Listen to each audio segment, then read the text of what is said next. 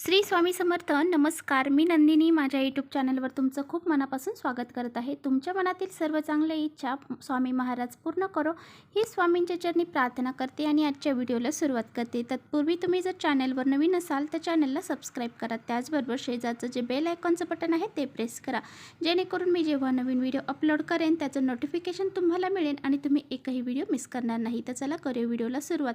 आणि त्याचबरोबर सर्वांना नवरात्रीच्या हार्दिक शुभेच्छा. आज नवरात्रीचा पहिला दिवस आहे आणि या पहिल्याच दिवशी पहा आपल्याला आपल्या घरातील जे संकट आहे ते दूर करण्यासाठी, त्याचबरोबर काही दोष घराला लागलेले असतील तर ते दूर करण्यासाठी, घरातील जी नकारात्मकता आहे ती बाहेर काढण्यासाठी आपल्याला हा एक उपाय संध्याकाळी करायचा आहे. तर पहा आपल्याला विड्याचं एक पान, लवंग अशा एक ठिकाणी ठेवायचे आहेत, ज्यामुळे पहा आपले आई भगवती जी आहे म्हणजे जी माता दुर्गा आहे तर ती आपल्याला भरभरून आशीर्वाद देईल आणि आपल्या नशिबाचा भाग्योदय होईल. इतका हा प्रभावशाली उपाय आहे. आणि हा उपाय कसा करायचा आहे, कुठे करायचा आहे, कधी करायचा आहे, हे सर्व मी तुम्हाला व्हिडिओमध्ये सविस्तर सांगणार आहे. त्यामुळे व्हिडिओ कुठेही स्किप न करता शेवटपर्यंत नक्की पहा, जेणेकरून तुमच्यापर्यंत योग्य ती माहिती पोहोचली जाईल. बघा, आज सर्वांनी पहिले माळीला विड्यांच्या पानांची माळ घातलेली असेल तर ही पहिली माळ विड्याच्या पानांचीच आहे. त्यामुळे आज आपल्याला ह्या विड्यांच्या पानाचा उपाय सुद्धा करायचा आहे. हा उपाय जर आपण केला तर आपल्या जीवनामध्ये बघा कधीच कोणत्या गोष्टींची कमतरता राहणार नाही आणि माता दुर्गा जी आहे तर ती भरभरून आपल्याला आशीर्वाद देईल.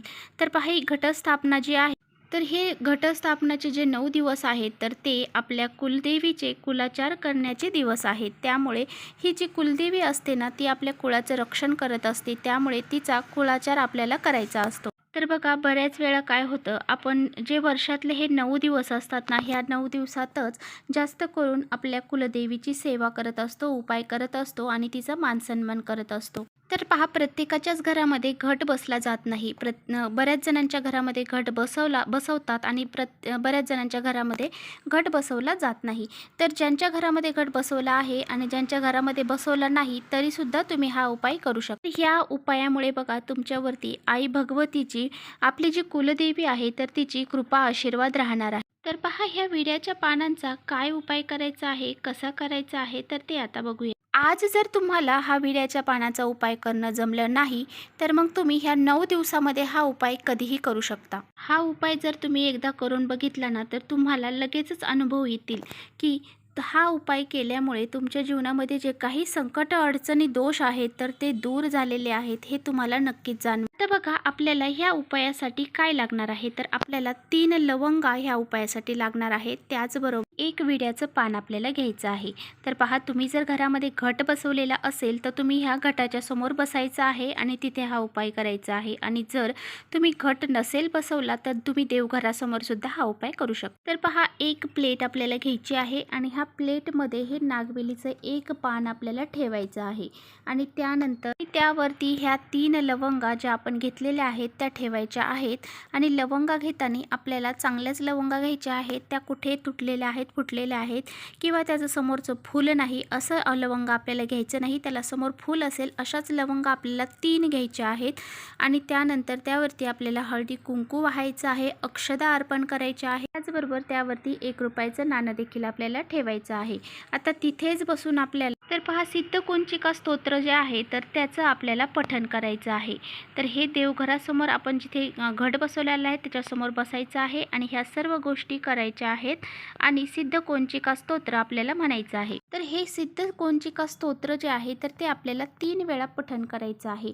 जर तुमच्याकडनं पठण करणं शक्य नसेल तर तुम्ही यूट्यूबला सिद्धकुंचिका स्तोत्र हे सर्च करा आणि ते आल्याच्या नंतर ते फक्त श्रवण जरी केलं, 3 वेळा श्रवण करा आणि श्रवण जरी केलं तरी चालेल. परंतु आपलं त्या स्तोत्र ज्यावेळेस ते चालू असतं त्यावेळेस त्या स्तोत्राकडे आपलं लक्ष असायला हवं, आपलं मन पूर्ण त्या सेवेमध्ये असायला हवं. आता बघा, सिद्धकुंचिका स्तोत्र पठण झाल्याच्या नंतर तुम्ही काय करायचं आहे, तो जो विडा आहे, जो तो आपण बनवलेला विड्याच्या पानावरती विडा आहे तर त्याचा एक विडा तयार करायचा आहे. तर ह्या विड्याला आपल्याला जे काही नाडापोडी म्हणतात बघा, तो नाडा जो असतो लाल कलर आणि पिवळ्या कलरचा असतो, तर तो धागा जो आहे, किंवा मग आपण याला मौलीसुद्धा म्हणू शकता, किंवा मग आपण याला जे कलावा असं सुद्धा म्हटलं जातं.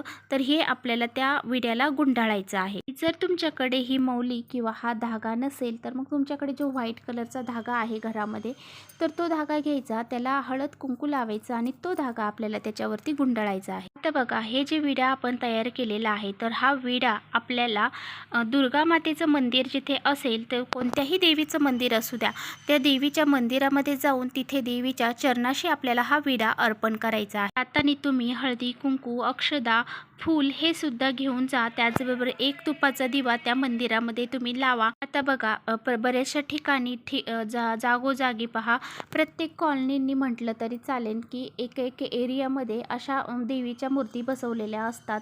जर तुम्हाला देवीच्या मंदिरात जाणं शक्य नसेल, तर अशा मूर्ती जिथे बसवलेल्या आहेत, जसं आपण गणपती बसवतो तसंच ह्या मूर्ती देवीच्या बसवलेल्या असतात, त्या ठिकाणी जरी आपण हा विडा अर्पण केला तरी चालणार आहे. त्याचबरोबर माता दुर्गेला आपल्याला प्रार्थना करायची आहे, माझ्या घरातील सर्व दोष, दुःख, संकट, अडचणी ह्या दूर होऊ दे, माझ्या घरामध्ये सुख, समृद्धी आणि ऐश्वर्य लाभू दे, अशी प्रार्थना आपल्याला माता दुर्गेला करायची आहे. आणि तुमचे भरभरून आशीर्वाद माझ्यावरती राहू द्या, तुमची सदैव कृपा आमच्या घरावरती राहू द्या, अशी प्रार्थना दुर्गा मातेला करायची आहे. अशा प्रकारे देवीला आपण हे एक तांबूळ, याला तांबूळसुद्धा म्हटलं जातं, जे विडा आपण तयार करतो त्याला तांबूळसुद्धा म्हटलं जातं, तर असं हे तांबूळ आपण देवीच्या चरणी अर्पण करायचं आहे.